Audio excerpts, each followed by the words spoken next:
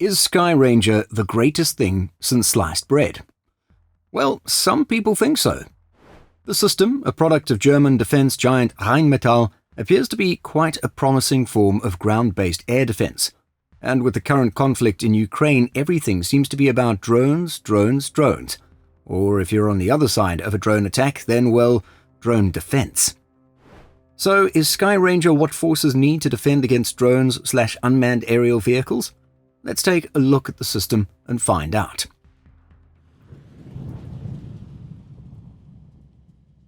According to Rheinmetall, the Skyranger system is a form of air defense capable of engaging targets at short and very short range. And while its main focus is engaging aerial targets, Skyranger can be deployed against ground targets as well.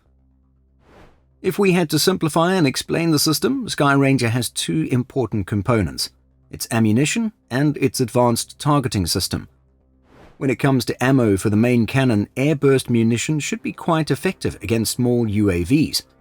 As explained by Kyiv Independent, instead of directly striking the target, they explode just before they reach it, releasing a cluster of tungsten sub-projectiles which increases the chances of successfully destroying the drone. And then for the targeting system, there's a good deal of technology and machine intelligence dedicated to searching for and tracking targets.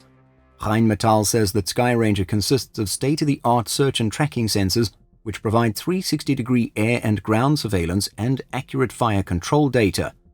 A highly modular design approach allows customized active or passive sensor configurations, and these can include AESA radars, passive panoview systems, and optronic packages. The system is then matched up with various weapons to take down those targets. And so, Skyranger can be equipped with several weapons. They include a 35mm by 228 kdg revolver cannon packaged as Skyranger 35, or a 30mm by 173 KCE revolver cannon packaged as Skyranger 30. Rheinmetall says that both cannons are characterized by a high rate of fire, excellent precision, and, as we mentioned earlier, airburst ammunition. The 35mm cannon can include CRAM rounds, which are for counter-rocket artillery mortar. The 35mm caliber sees an effective range of up to 4,000 meters, while it's up to 3,000 meters for the 30mm caliber. This reminds us that the system is very much for short-range engagement. But for larger targets that need to be brought down by something more powerful, Skyranger can launch surface-to-air missiles.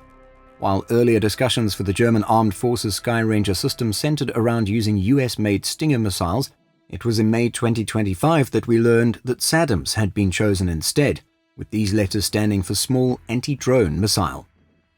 These were later renamed to Defend Air.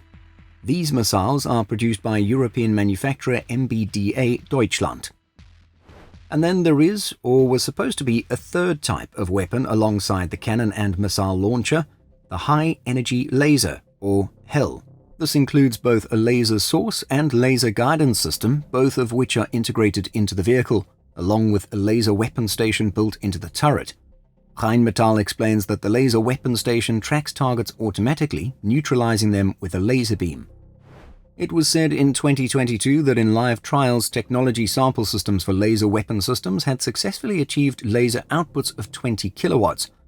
Now, we have to admit that we haven't heard too much more about the high-energy laser weapon since it was first marketed in 2022, so we do have to wonder what the status of this particular weapon is.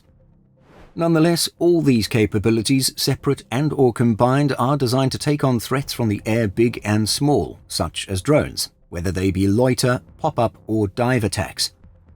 And then, as explained by EDR magazine, Skyranger is what we call platform agnostic. This means it can be installed on anything that can handle its weight and power demands. So far, we've seen Skyranger mounted on a Lynx 41 tracked infantry fighting vehicle as well as on a Piranha 8x8. Austria's army intends to install it on a Pandur 6x6, while Rheinmetall delivered the first Boxer Skyranger 30 to the Bundeswehr at the end of January 2025. We understand that Ukraine will be putting Skyrangers on Leopard tanks, while the Netherlands will mount its Skyranger 30s on the ACSV Gen 5 tracked armored vehicle. We know that the Dutch have signed up to acquire 22 of these systems at a cost of 1.3 billion euros. This equates to over 59 million euros each. However, it doesn't give a full picture since the big number covers the acquisition price as well as ammunition, operating costs over the weapon's lifetime, and a risk reserve. With the cannon ammo being quite advanced, it's going to cost a bit more than your average 30 or 35mm round.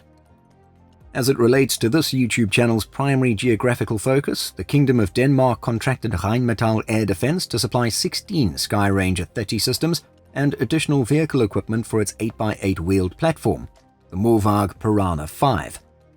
The order was reported to be worth a very vague figure, in the quote, low three-digit million euro range.